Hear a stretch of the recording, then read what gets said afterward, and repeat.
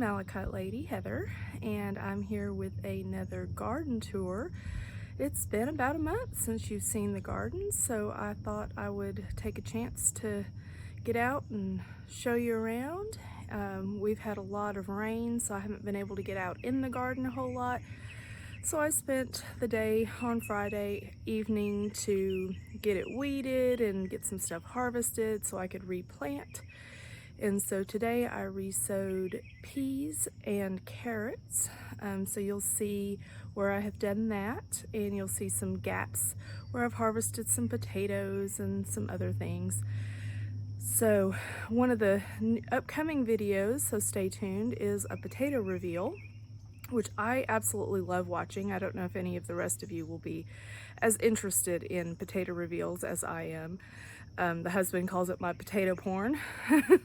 So hopefully I can get him to be my videographer for that video coming up here in a couple of weeks, where we'll harvest all of the potatoes, and then I'll re-amend that bed and plant something else. I think it's going to be bush beans, but I haven't quite decided yet. Anyway, so come along with me to the garden and see what it looks like. Okay, as usual, we'll start up here on the deck, and I just want to really show you all that this tomato here has got some tomato babies on it. That's exciting. So we might actually see some tomatoes. I'm excited to show you what the rest of them look like. I know we've talked about how stunted they got with the cold. And so they're coming back, which is really nifty. Strawberries, which I think we've seen the lot for this year.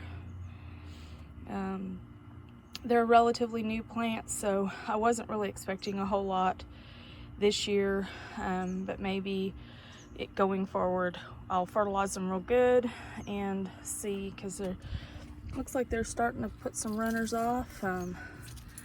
These came from runners, so we'll see how it goes, how they look next year.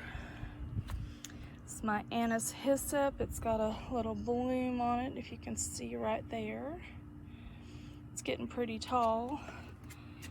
If you'll remember what it looked like last time. And then my herb planters friends have just not done really well. So next year I may just get me some lumber or some paving stones and build just an herb bed. That's one of the things I'm considering doing at the end of the garden. I'll show you kind of where I'm planning to do it, is putting in a perennial and perennial herb garden for the pollinators, etc. So here are the potatoes. You can see kind of down this side. I harvested up a couple of plants of each variety for supper one night. They were very, very tasty. They looked really good. Had some good size ones, honestly. So stay tuned. In the next couple of weeks, I will have a video of me harvesting the rest of them.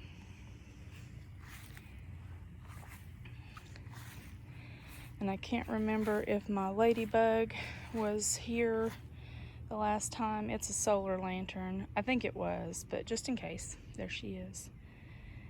I've added some more garden art to the mix, so you'll get to see that. And then here we have, start on the back side of this, we've got the cucamelons.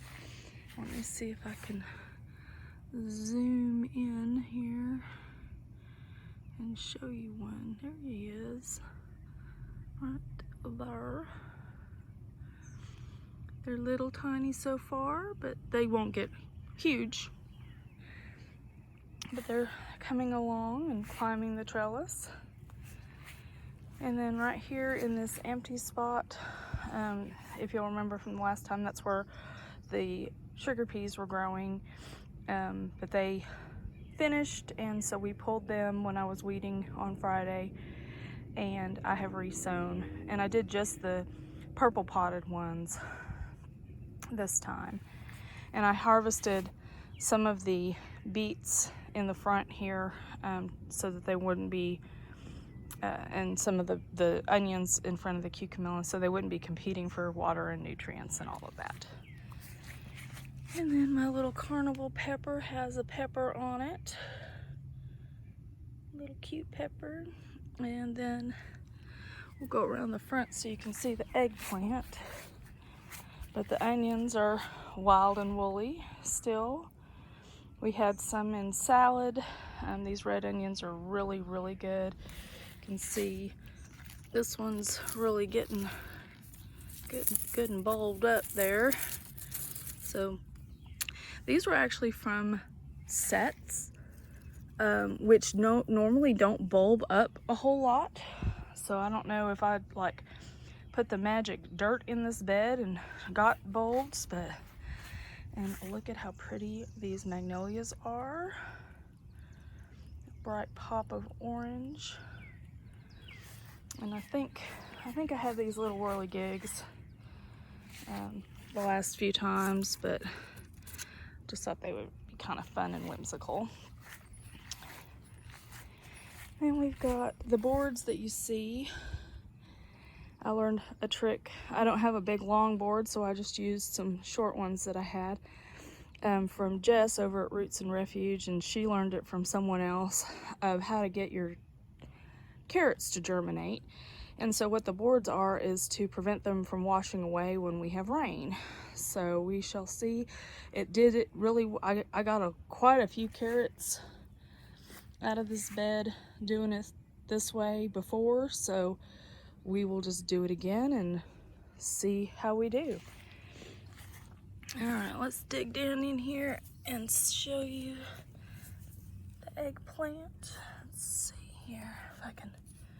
Sorry about the weird camera angle, friends. There he is. Eggplant. This is a Japanese eggplant. Looks like we've got some pest damage going on, so I'll have to get out here and do something about that. But we've got one eggplant, which is exciting because eggplant's not the easiest of plants to grow. But many thanks to my friend Earl for gifting me the plant that he started. The carnival pepper is also from him. And these beets are looking lovely. We've harvested many for suppers and pickling and things like that, which are sitting in my harvesting basket in the kitchen because I haven't had a chance to actually do anything with them. I've been working a lot of late evenings, so Friday was actually my first chance out here with daylight to get some harvesting done. So the onions, another set of wild and woolly, but these are bulbing up pretty good too, which, like I said, is unusual for sets, but I did come out and spoon them, so maybe that is the difference. And then we've got nasturtiums that are coming up. They have not bloomed yet, but as I've mentioned in other videos, nasturtiums are edible flowers. The plant, it's, you know, the leaves, the flowers, everything are edible. And then here is the lettuce. And it has been delicious. We've been trying to get it harvested before it bolts. Most of the black-seeded Simpson on this row here did start to bolt, so we pulled it out pretty quick. We didn't get a whole lot in this salad bowl mix, but the red sails, look at how pretty that is. And then the butter crunch, which has been very, very yummy. And then the Jericho also. And then we got cucumbers. Look at all the blooms on them. So hopefully we'll see some actual fruit on there before too long. And this is one of my new garden art pieces, my little frog. Okay. There's the upper part of the garden, and we'll go around into the lower part. And this is the really exciting change from the last time. Of course, nothing in the pollinator pot. Oh, whirligig. Okay, so here in the front are zinnias, which are coming along. And right here and there is celery and a weed that needs to come out. They're coming along. I have never grown celery before, so we'll see. Then radishes, we've got a couple that are bolting, so they'll need to come out. Or I may just let them go to seed. We'll see. We'll see. Sacred basil. And pull out so you can see how gorgeous this arch looks, friends.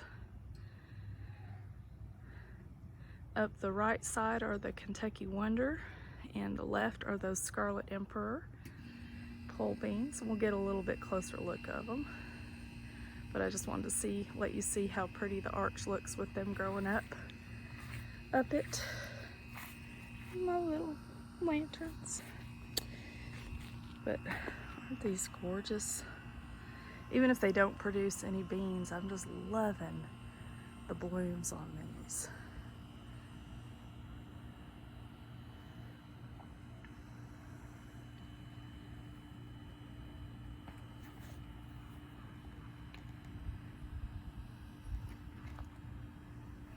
And for whatever reason, these over here, I mean, they're climbing, but they're not nearly as up the trellis as these are. But that's okay, you know, it's my first year growing pole beans up quite this trellis, so we'll just see how they do, see if we get a harvest of them. And then these Kentucky Wonders, I think I can, with no hesitation whatsoever, say these are probably gonna be one that I grow every year because they have just taken over this trellis and I am loving it. I mean, I'm gonna like go overhead. I mean, they're like all the way up the trellis. I haven't seen any beans on them yet. They may be hiding from me, so stay tuned and we'll see if we get some beans. And then the spaghetti squash is starting to climb up the trellis, slowly but surely. And I had someone say, what kind of gardener can't grow zucchini? Well, apparently this kind, because there they are. One of them bloomed and then quit. So I don't know if I'm gonna get any zucchini, which is weird, because normally if you teach a woman to grow a garden, everyone in the neighborhood gets zucchini. But evidently not this year. That's okay. I will learn for next time. And then these nasturtiums are looking good. And then I've got watermelon plant,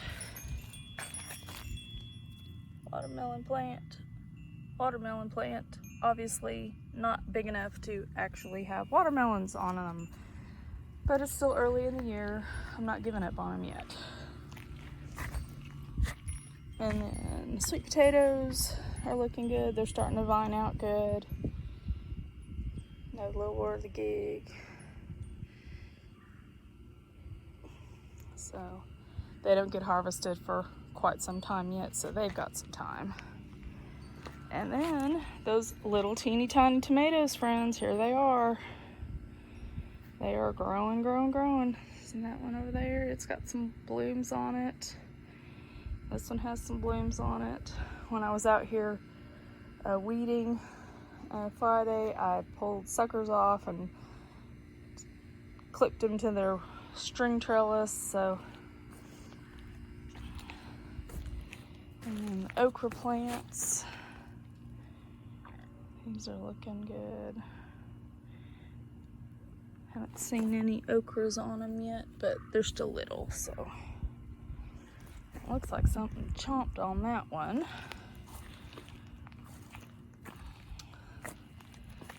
And this one's got some tomato babies on it too. Yay.